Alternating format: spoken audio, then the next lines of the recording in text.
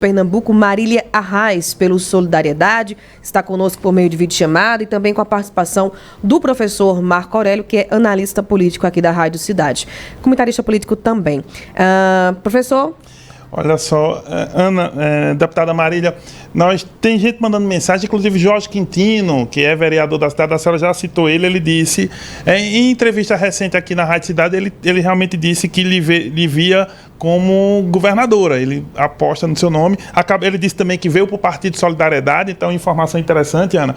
O Jorge Quintino se filiou ao partido da Marília Arraes. Mas a minha pergunta, deputada, é o seguinte: ontem o ministro Edson Fachin, do TSE, ele anunciou que 2.042.000 jovens no Brasil, né, tiraram pela primeira vez o título de eleitor, né, esses jovens que podem votar facultativamente, foram lá, se registraram para votar nessas eleições.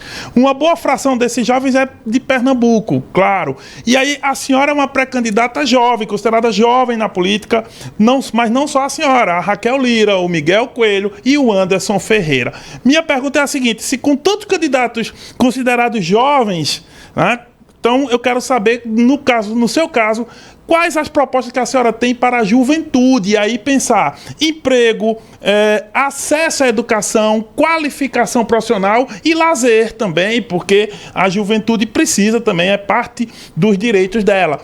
Como a senhora vê a questão da juventude e que tipo de proposta a senhora tem para um público tão específico? Eu queria completar aqui, abrir meu microfone. Eu queria só completar, você falou de Jorge Quintino, e eu queria dizer que mais adiante Caruaru vai ter uma novidade, vai ter um outro candidato a deputado federal da nossa chapa. Não é Jorge, viu? Você falou dele, que sabia que ele tinha se filiado à Solidariedade, mas aí eu quero deixar essa surpresa aí que vem mais na frente. Bem, você falou dessa questão de candidatos jovens e eu quero remontar aqui para 86. Eu, na época, tinha 2 anos de idade, mas como acompanho e escuto muito a história política, né, sei como era algumas coisas que aconteceram até antes de eu nascer. Em 86, tinha o candidato Zé Múcio, que era mais jovem, era enfim, bonito, jovem, e tinha a Arraes.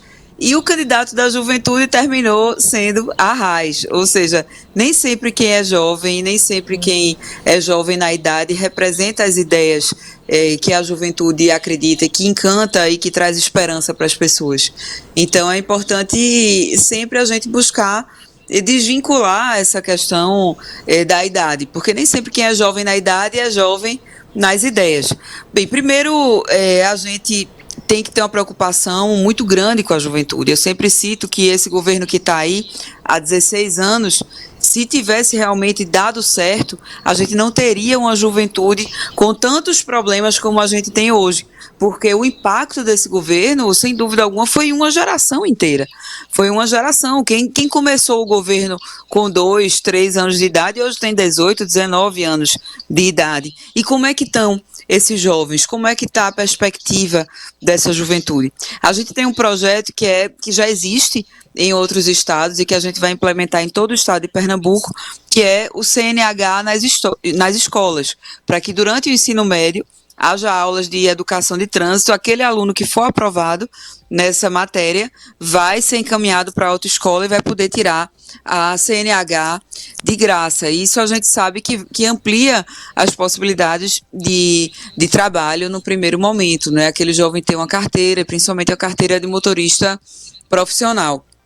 Nós também temos o compromisso de fazer um diagnóstico de como estão os espaços físicos das escolas. A gente tem buscado esses dados, não são dados fáceis de serem obtidos nos portais da transparência, mas que a gente possa ter a juventude não somente numa escola integral dentro de uma sala de aula, mas como deve ser, no contraturno, ter atividades que busquem tanto a socialização quanto a consciência, a cidadania e muito além de estar estudando questões curriculares que são de muitos anos atrás, que a gente possa buscar uma atualização do nosso currículo que prepare melhor esse jovem para a vida, inclusive para o mercado de trabalho.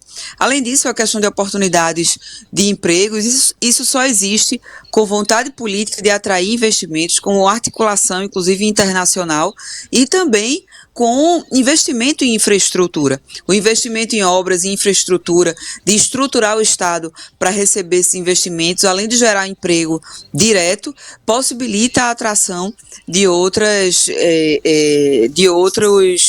investimentos, de outros empreendimentos que buscam empregar as pessoas, principalmente na área de comércio e serviços. O pré-candidata, chegou aqui uma mensagem do Givanildo, Bom Dicho na Escuta. O que a pré-candidata vai fazer para combater a corrupção? Ele não cita alguma situação aqui específica, mas acho que ele fala no geral, né? O combate à corrupção tem que ser permanente, tem que haver uma política de compliance em cada secretaria, ou seja, se evitar que se chegue até o cometimento de um ato de corrupção, e tem que ser um compromisso de todos, né, que haja dentro dos próprios órgãos do Estado auditorias permanentes para evitar que haja questões desse tipo. Bem, tem uma questão, deputada, que é o seguinte: a senhora, né, militou no PT, aliás, já foi do PSB, militou no PT, né, um bom tempo. Inclusive, a senhora, o seu partido está coligado na coligação nacional ao Lula, a senhora tem se relacionado com ele, falado o nome dele, usado o nome dele, embora a gente nota que a Frente Popular disputa essa presença com o Lula. E a minha pergunta é a seguinte: mas a senhora era de partidos considerados de esquerda e veio para um partido considerado de centro e às vezes até centro-direita, partido liderado pelo Paulinho da Força Sindical, lá de São Paulo, também deputado federal como a senhora. Minha pergunta é: essa sua guinada para um partido de centro mexe um pouco com sua ideologia? Como é que a senhora pensa em falar isso para o seu público? Tem um público de esquerda que lhe acompanha, pode achar estranho sua presença no partido mais à direita do espectro político? Como é que a senhora vê essa sua transição de PT para a Solidariedade? Professor, primeiro, eu duvido muito que algum brasileiro saiba fazer, brasileiro que eu digo, inclusive nós políticos, viu, que a gente saiba definir exatamente qual é o espectro político de algum partido, com exceção de alguns poucos. O Solidariedade mesmo, se você observar o estatuto, é definido que é um partido de centro-esquerda, inclusive nasceu do movimento sindical, né, do próprio Paulinho da Força, sempre foi uma das maiores lideranças sindicais do Brasil. Então, isso, eu acho que isso não seria uma questão. Mas também tenho certeza de que o povo de Pernambuco não tem nenhuma ideia, nenhuma dúvida de que eu me mantenho no mesmo caminho, com os mesmos princípios e defendendo as mesmas ideias. O povo de Pernambuco sabe por que eu saí do PT. Porque eu não poderia estar apoiando o PSB, eu não poderia estar apoiando um projeto que é tão ruim para Pernambuco e que, quando convém a eles vão atrás do PT e colam a imagem do presidente Lula para tentar diminuir a rejeição dos governos ruins que fazem. Porque é isso. Em 2020, eles estavam lá esculhambando o PT, chamando Lula e o PT de tudo que não prestava. Esse ano, estão querendo dizer que são lulistas de carteirinha, porque eles só têm isso para mostrar. A gente não, a gente está aqui mostrando os problemas de Pernambuco, querendo pensar junto com as pessoas nas soluções e também apoiando o presidente Lula, que é quem eu apoio desde o meu primeiro voto, desde meus primeiros passos na política. Eu estou com o presidente Lula e no bom e no ruim. Sempre foi assim que eu agi. Então, não é porque eu fui para o Solidariedade que vou mudar de atitudes, vou mudar ideologicamente, de maneira alguma. E eu tenho certeza de que o povo de Pernambuco sabe disso, tem a compreensão de por que eu tive que mudar de partido e que tem a confiança de que nossos projetos e nossos compromissos continuam os mesmos. Muito bem, para passar para a pauta de saúde, professor Marco Aurélio, um abraço para o Gildo José, que disse bom dia, mestre Marco Aurélio, e bom dia, Rebeca, e a convidada. Estou na escuta, Gildo José, de Nova Caruaru. Marília, saúde, não é? No início da sua fala, lá, 10 e pouquinho da manhã, você bem mencionou a crise na saúde, aí citou situações na cidade de Caruaru, não é? O Hospital Regional do Agreste. A gente teve situações no Hospital da Restauração no Recife, né? Lamentável, ganhou a mídia nacional. Então, isso traz uma imagem negativa para o nosso estado em relação à saúde. Qual seria a sua proposta, a sua ideia de melhorar esse setor que é tão importante? Caruaru recebe uma demanda imensa de pessoas do sertão, não é? Porque no sertão não tem uma estrutura boa de saúde, adequada, e a gente continua ficando aqui superlotado. Tem proposta para isso? Pois é, tem o hospital regional que está superlotado porque não foi cumprido o compromisso de estabelecer os outros hospitais nas macro-regionais. Hoje, Pernambuco tem 4 macro-regionais, que são a região de Petrolina, a região de Serra Talhada, Caruaru e região metropolitana. O hospital de Serra Talhada começaram a construir e nunca terminaram. O hospital de Petrolina sequer começaram a construir, mas a gente vê que não é o suficiente. O que a gente precisa é de centros, grandes centros de tratamento, inclusive especializado, tanto em Petrolina quanto em Serra Talhada, para desafogar Caruaru, e também um que atenda às matas, e a nossa proposta é a recuperação e ampliação do Hospital João Murilo em Vitória, para que atenda a Mata Sul e a Mata Norte, sem ter que essas pessoas irem para o Recife para serem atendidos em mais graves e também em especialidades. Outra questão, isso com certeza vai desafogar o Recife, desafogar Caruaru, porque é necessário que as pessoas tenham um pouco mais de proximidade para realizar seus tratamentos. A pessoa que está fazendo tratamento de câncer, tem que pegar uma van ou um carro ou um ônibus, sair de lá do sertão até Caruaru ou até o Recife para fazer seu tratamento, é um absurdo, é aumentar um sofrimento que o Estado poderia estar suprindo de outra maneira. Além disso, nós temos o compromisso de que as UPAs especialidades não vão ter somente atendimento ambulatorial. Mais de 50% das pessoas que vão ser atendidas nas UPAs, elas não retornam porque não conseguem ter acesso aos exames. Isso é média complexidade, é possível de o Estado fazer, não é um custo do outro mundo, é perfeitamente viável. Então, a pessoa vai sair da UPA especialidade e lá mesmo vai fazer a marcação para realizar os seus exames, seja de imagem, seja de laboratoriais, para proceder com o tratamento necessário. Além disso, a gente tem uma proposta que não é somente da saúde, mas que impacta diretamente na saúde da mulher, que é a Casa da Mulher Pernambucana. São centros perihospitalares, ou seja, até 30 minutos de distância do hospital, para que as mulheres possam fazer seus exames que não conseguirem fazer na rede municipal, exames de rotina e também exames de pré-natal que não conseguem fazer muitas vezes no município, que precisam, que às vezes terminam o pré-natal, não conseguem fazer as 3 ultrassons, por exemplo.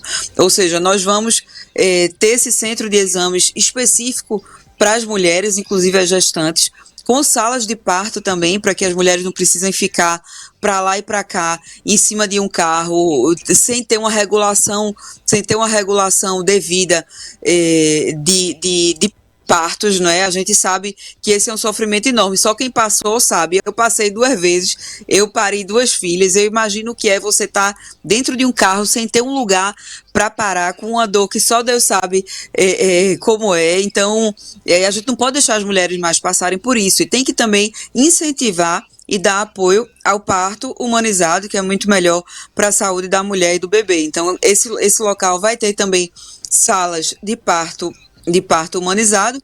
Nós temos a proposta de fazer 12 centros como esse. Cada um, a depender da região, vai ter uma maior ou menor quantidade de salas de parto humanizado. Além disso, além da questão da saúde, as mulheres lá, em paralelo, vão ter acesso à inclusão em programas de assistência social, em programas de combate à violência e também em inclusão de programas de de geração de emprego, de renda, de qualificação profissional, acesso ao microcrédito e também assistência à saúde mental, que as mulheres são as grandes afetadas com relação a tantos problemas que afligem a sociedade nesse sentido. Pontuando, Marília, em relação, você falou aí de maternidade, né, de mãe, dor e tudo, tem até pré-candidato ao governo também, já considerando aí, né, propostas de construção de maternidades no estado. Se for possível, a minha sugestão que vocês olhem, né, quem chega ao governo de Pernambuco e olhem para as obras que não foram concluídas. A gente tem o Hospital da Mulher em Caruaru, que poderia dar um suporte, né, desafogar bastante a rede de saúde aqui na região. As obras vão ser retomadas nos próximos dias, o anúncio é hoje, mas há 8 anos está parado. Então, por que não concluir obras ao invés de prometer novas obras, que a gente não sabe quando será feito, né? Tem essa preocupação também, Marília, em assumir o governo e se preocupar, não é, com obras que não foram concluídas, que poderiam estar funcionando? Sem dúvida, essa é uma grande preocupação, até porque pelo levantamento que nós fizemos e levantamento do próprio TCE, nós temos aí mais de 1.000 obras paradas ou com indícios de paralisação, ou seja, é demais, é muita coisa. Mas em relação a essa proposta que eu acabei de colocar para vocês, eu estou, inclusive, me comprometendo a finalizar o que eles prometeram e que ou pararam, como é o caso do Hospital de Serra Talhada, e prometeram e não fizeram, que é o Hospital de Petrolina. Agora, a gente sabe que não é suficiente esses hospitais, não seria suficiente para a demanda que tem hoje, por isso que nós estamos propondo a ampliação e a recuperação do Hospital João Murilo de Vitória. Eu poderia estar fazendo uma maquete aqui, dizendo que vou construir um hospital em cada lugar. O que eu estou dizendo é que a gente precisa recuperar o que já tem, precisa cumprir, fazer um apurado desse passivo de promessa não cumprida que o PSB fez, ver o que era realmente necessário, o que era eleitoreiro, porque eles fazem muita coisa eleitoreira também, e cumprir essa questão das casas, da Casa da Mulher Pernambucana e dos centros de parto normal, são um modelo mais moderno de assistência à saúde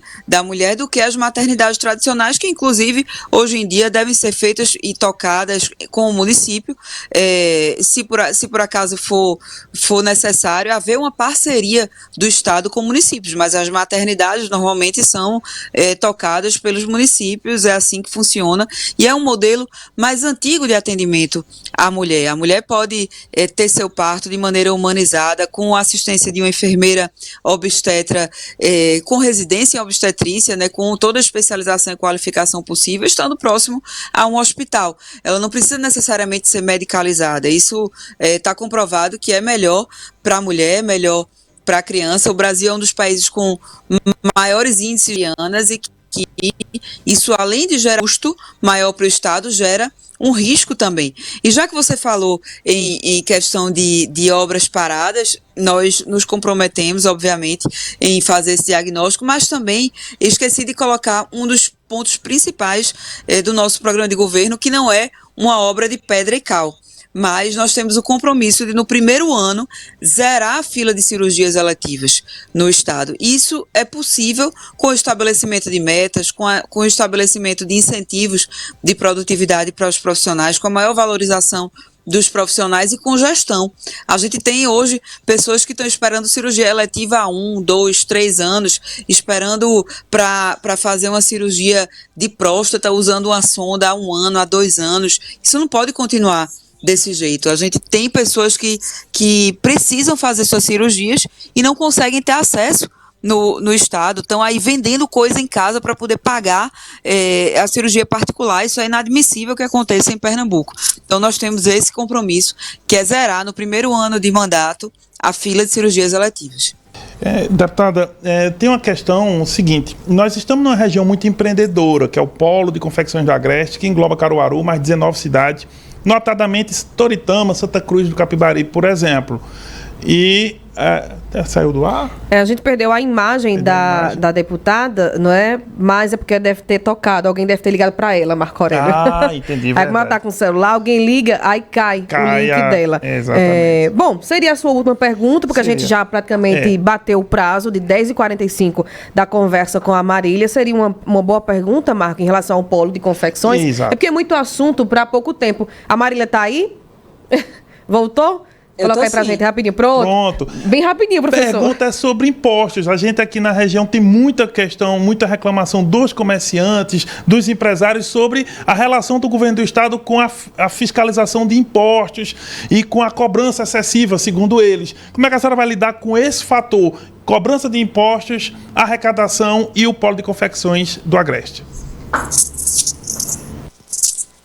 O polo de confecções é uma das maiores arrecadações do estado, arrecada bastante, e ao mesmo tempo também gera emprego. Você quando circula pelo polo de confecções, você vê que não tem esse problema que outras regiões do estado enfrentam. E o que é que acontece quando se gera emprego? Se faz a economia circular e se faz o estado ter lucro, conseguir a arrecadação de outras maneiras. Então, sem dúvida alguma, isso tem que ser rediscutido, até porque o estado de Pernambuco hoje é um cobrador de imposto e, pior, cobra imposto e não entrega o que deveria.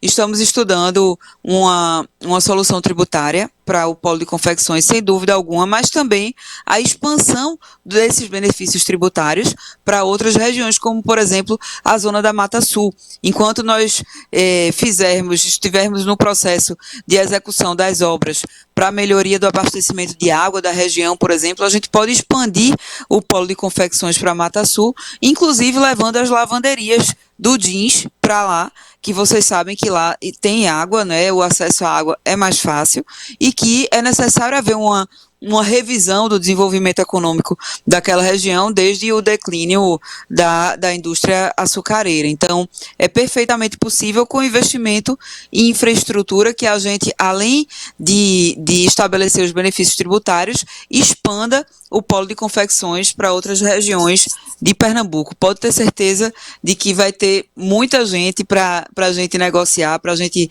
vender Pernambuco para fora e que a gente pode se tornar referência nesse quesito mais ainda do que... Muito bem. Pré-candidata ao governo de Pernambuco, Marília Reis, pelo Solidariedade. O Vinícius Silva disse abraço para minha governadora, Caruaru te aguarda. Marília é o Vinícius do bairro do Caiucá. Marília, muito obrigada pela sua participação, pela entrevista. Esperamos visita a Caruaru, não é? E aí, quem sabe, passar aqui pela Rádio Cidade. Obrigada. Obrigada. Obrigada, Ana Rebeca, obrigada, professor. É uma alegria estar aqui com vocês, que a gente possa, sim, conversar mais vezes e mais adiante, não é? Quando nós estivermos com mais novidades. Eu queria agradecer aqui a todos que estão nos assistindo, nos ouvindo, dizer que sigam a gente nas redes sociais, procura aí no Instagram, no Facebook, no Twitter, no TikTok, Marília Reis, segue a gente, faz seu comentário, enfim, dá a tua opinião, que com certeza é muito importante para a gente ouvir vocês e estar sempre com o povo de Pernambuco participando com a gente. Queria também agradecer a todos os amigos da região inteira que estão conosco, a meu amigo Daniel Finizola, Armandinho, futuro deputado estadual, a Jorge Quintino, a todos que estão aí em Caruaru e tanta gente na região toda que está muito feliz com esse nosso projeto. Um grande abraço para vocês e até a próxima. Um abraço. Conversamos com Marília Reis, do Solidariedade, que é pré-candidata ao governo